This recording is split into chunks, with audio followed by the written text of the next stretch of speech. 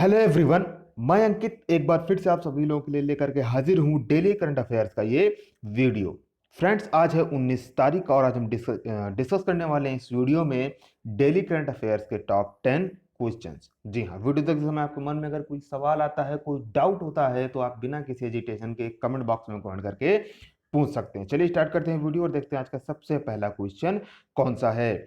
सबसे पहला क्वेश्चन है, हाल ही में किस देश को टोक्यो ओलंपिक से बैन कर दिया गया है। जी हाँ, ये देश को डोपिंग की वजह से, यानी कि जो डोपिंग का प्रयोग करते हुए इसने कुछ नियमों का उल्लंघन किया, उसकी वजह से इसको टोक्यो ओलंपिक जो आपका 2021 में होने वाला है उससे बैन कर दिया गया है। तो ये देश है आपका रूस। ऑप्शन बी आपका सही होगा। तो जैसे कि मैंने आपको बताया कि रूस को बैन कर दिया गया है, कितने साल के लिए? 2 साल के लिए बैन कर दिया गया है। क्यों बैन कर दिया गया है? तो रूस पर डोपिंग के नियमों का उल्लंघन करने पर दोष साबित हो गया है, यानी कि जो भी इस पर आरोप लगे थे उसको साबित हो चुके हैं, वो साबित कर दिया गया है। ठीक है। हाँ, तो जो खिलाड़ी डोपिंग में शामिल नहीं है, इसमें यह भी प्रावधान किया गया है कि जो भी खिलाड़ी डोपिंग में शामिल नहीं है वो स्वतंत्र रूप से ओलंपिक में हिस्सा ले सकते हैं, लेकिन वह रूस का नाम, ध्वज और गान का इस्तेमाल नहीं करेंगे। गान यानी कि नेशनल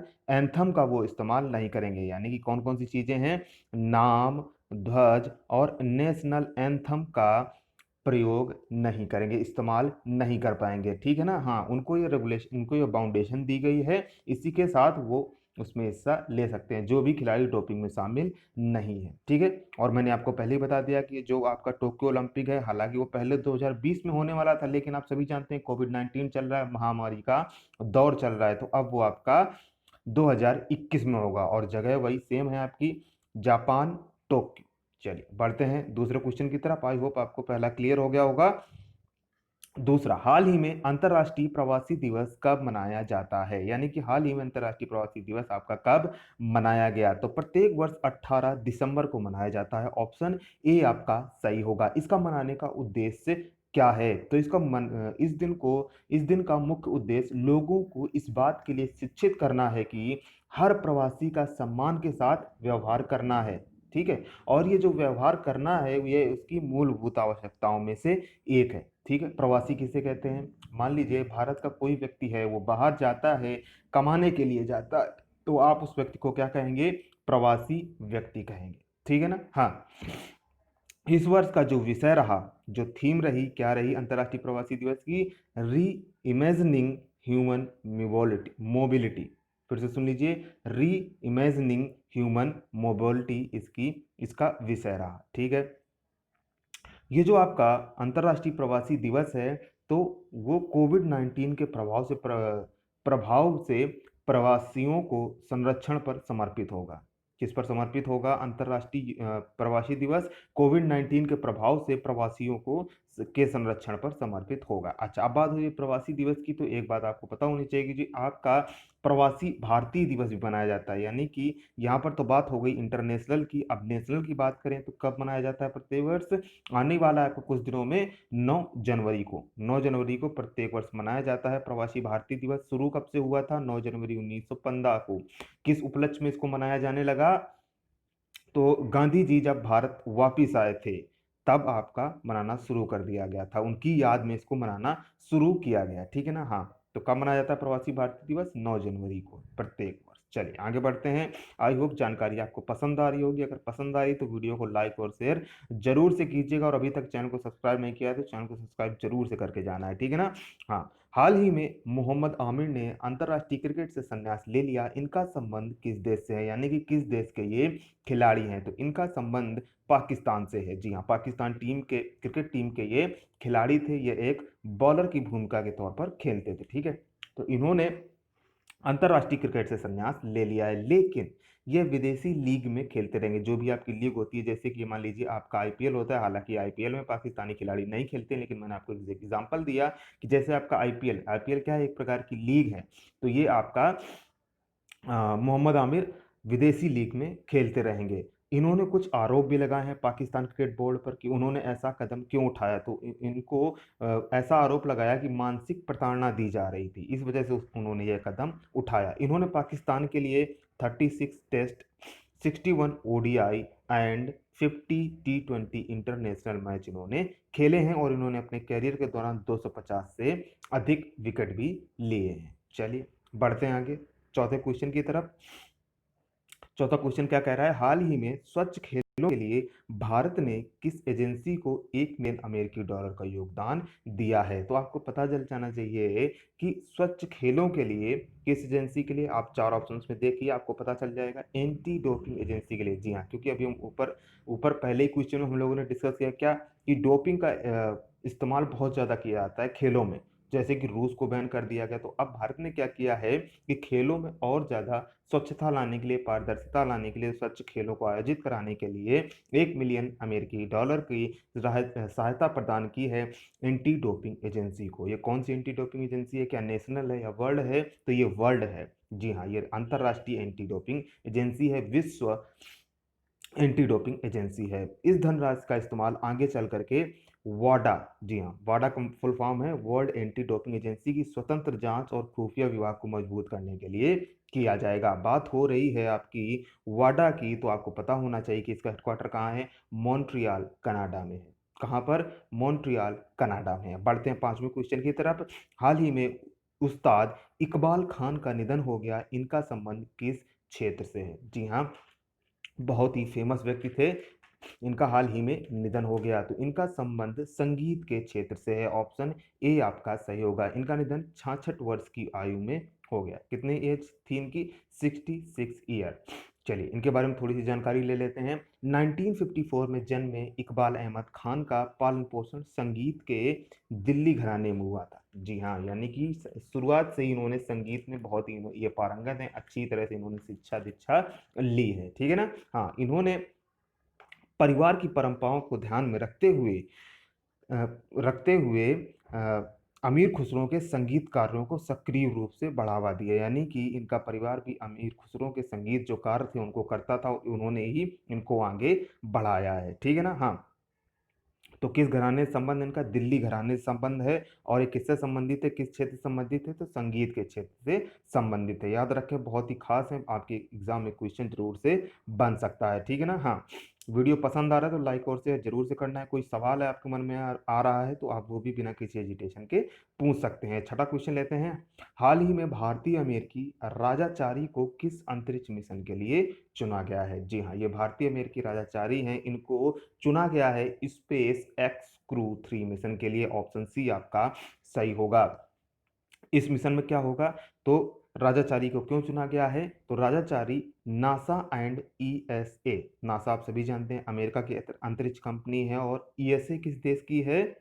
ईएसए किस देश की है? तो इसको कहते हैं European space agency, European space agency, ठीक है ना। तो ईएसए द्वारा चुने गए 3 अंतरिक्ष यात्रियों में से एक हैं जो स्पेस एक्स क्रू 3 मिशन के हिस्से के रूप में अंतरराष्ट्रीय अंतरिक्ष स्टेशन के लिए उड़ान भरेंगे। इंटरनेशनल स्पेस स्टेशन आईएसएस में जाएंगे, वहां पर अपना कुछ दिन गुजारेंगे, ठीक है। तो जो 3 व्यक्तियों का सिलेक्शन किया गया है उसमें से आपका राजाचारी भी हैं, जो कि एक भारतीय मूल के व्यक्ति हैं, ठीक है ना। हाँ, तो आपका जो नासा है इसका हेडक्वार्टर कहाँ है? अमेरिका के वाशिंगटन डीसी में है। नासा की स्थापना की गई थी 1958 में। और जो आपका ईएसए है, यूरोपियन स्पेस एजेंसी है, इसका हेडक्वार्टर है पेरिस फ्रांस में, और इसकी स्थापना की गई थी 1975 में, ठीक है। ये सभी फैक्ट्स इस क्वेश्चन से बनते हैं, आपको अपने दिमाग में जरूर से याद रखना है। आगे बात करते हैं क्वेश्चन 7वें की।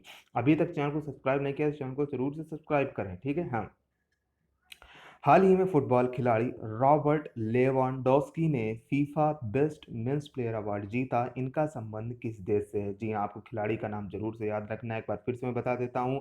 रॉबर्ट लेवांडोस्की ने FIFA best men's player award जीता, इनका संबंध किस देश से है? तो इनका संबंध है यूरोपियन कंट्री पोलैंड।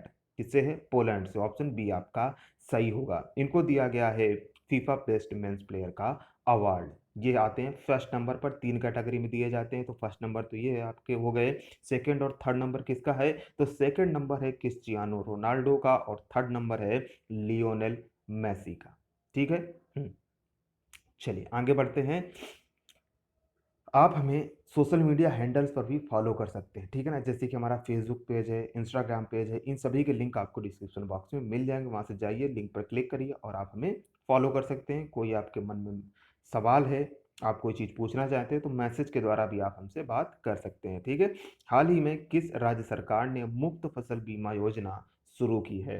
कौन सी योजना? मुफ्त फसल बीमा योजना की शुरुआत, तो ये शुरुआत की है आंध्र प्रदेश सरकार ने। ऑप्शन ए आपका सही होगा। वर्तमान में आंध्र प्रदेश के मुख्यमंत्री हैं वाईएस जगनमोहन रेड्डी और गवर्नर हैं विश्वभूषण हरिचंदन, ठीक है। एनटीपीसी एग्जाम में खूब पूछा जाता है गवर्नर से आपके क्वेश्चंस। और नवा क्वेश्चन लेते हैं, हाल ही में किस अभिनेता या अभिनेत्री को साल 2020 के हॉटेस्ट वेजिटेरियन सेलिब्रिटी ट्रॉफी से सम्मानित किया गया? ठीक है, ये आपको क्यों याद रखना है मैं अभी आपको बताता हूं।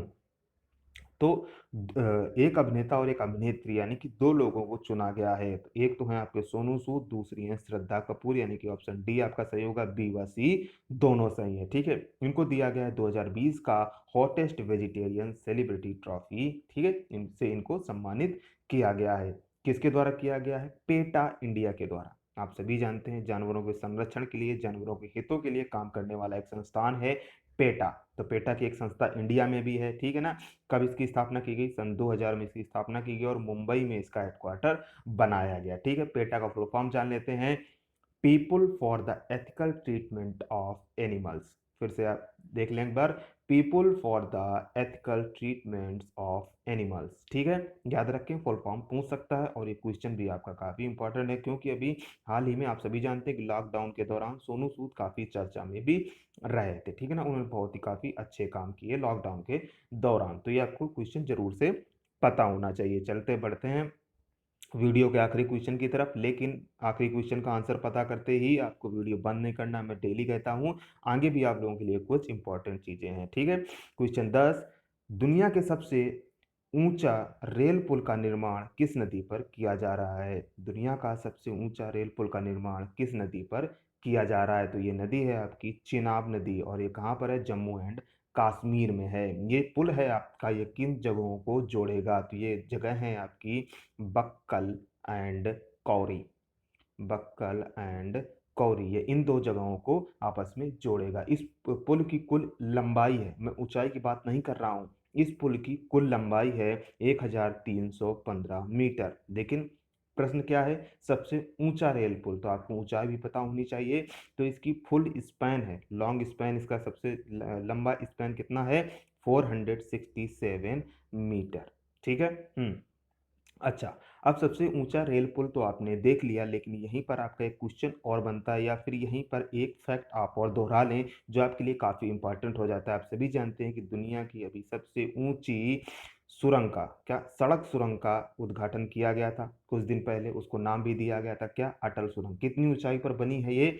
10,000 फीट की ऊंचाई पर ये बनी है। किस दर्रे में बनी है? तो ये आपका रोहतांग दर्रे में बनी है। इस सुरंग की कितनी लंबाई थी या लंबाई है? तो 9.02 किलोमीटर इसकी लंबाई। लंबाई याद रखें, आपके एनटीपीसी के एग्जाम में ये क्वेश्चन पूछा जा सकता है अटल सुरंग के बारे में। तो लंबाई है 9.02 किलोमीटर। किन दो जगहों को जोड़ती है? तो लेह से मनाली को जोड़ती है, ठीक है ना। हाँ, तो ये सभी फैक्ट से इस क्वेश्चन से रिलेटेड थे। आपको वीडियो कैसा लगा हमें जरूर बताएं, पसंद आए तो लाइक और शेयर जरूर से करना है, ठीक है ना। हाँ, अब ले लेते हैं कल के क्वेश्चन का जवाब। मैंने आपसे कल पूछा था कि हाल ही में भारत पाकिस्तान युद्ध की कौन सी वर्षगांठ मनाई गई? तो अभी हाल ही में भारत और पाकिस्तान युद्ध की 50वीं वर्षगांठ मनाई गई है। ऑप्शन ए आपका सही होगा। जिन्होंने सही ऑप्शन दिया है उनके लिए बहुत अच्छा, बेस्ट ऑफ लक, वो बहुत ही अच्छा अपनी तैयारी कर रहे हैं, ठीक है ना। क्यों? क्योंकि 1971 में बांग्लादेश का वास्तविक स्वरूप अस्तित्व में आया था, यानी कि भारत ने सहयोग किया बांग्लादेश को मुक्त कराने में, किससे? पाकिस्तान में। तो इसलिए भारत और पाकिस्तान के युद्ध के तौर पर इसको जाना जाता है, इसको विजय दिवस के तौर पर भी जाना जाता है, ठीक है। आपको कमेंट बॉक्स में कमेंट करके बताना है कि बांग्लादेश के पहले राष्ट्रपति कौन थे। मैं काफी बार डिस्कस भी कर चुका हूँ। चलिए अब ले लेते हैं क्वेश्चन ऑफ द डे। आज का प्रश्न है, इसका जवाब आपको कमेंट बॉक्स में कमेंट करके बताना है। हाल ही में जारी मानव विकास सूचकांक ह्यूमन डेवलपमेंट इंडेक्स में भारत का स्थान क्या है? चार ऑप्शन है आपके पास, इनमें से जो भी आपको ऑप्शन सही लगता है, करेक्ट लगता है, आप कमेंट बॉक्स में कमेंट करके हमारे साथ उसको शेयर कर सकते हैं, ठीक है ना। हाँ, वीडियो कैसा लगा, हमारे द्वारा दी गई जानकारी अगर आपको अच्छी लगती है तो लाइक और शेयर जरूर से करना है, ठीक है ना। जितना ज़्यादा ज़्यादा आप लाइक करेंगे और शेयर करेंगे, वही हमारे लिए क्या होता है, आपका एक मोटिवेशन देता है हमको, एक बहुत ही बेहतर और लगातार काम करते रहने के लिए, आपको एक नई से नई जानकारी प्रोवाइड करते रहने के लिए। आज सॉरी आप आपका अभी हाल ही में IBACIO का वैकेंसी आई है, लगभग 2000 पद हैं उसमें। उसका वीडियो का नोटिफिकेशन का वीडियो मैंने अपलोड कर दिया है, जिन्होंने अभी तक नहीं देखा है तो उसको जा करके देख ले। काफ़ी इंपॉर्टेंट वीडियोज़ है और काफ़ी अच्छी वैकेंसीज़ हैं। अगर आप उसमें IB में शामिल होकर के देश की सेवा करना चाहते हैं तो वो आपके लिए एक बहुत ही अच्छा अवसर हो सकता है। तो इस वीडियो को भी आप देख सकते हैं, ठीक है। थैंक्स फॉर वॉचिंग, मिलते हैं नेक्स्ट वीडियो में। तब तक के लिए आप सभी का बहुत बहुत धन्यवाद।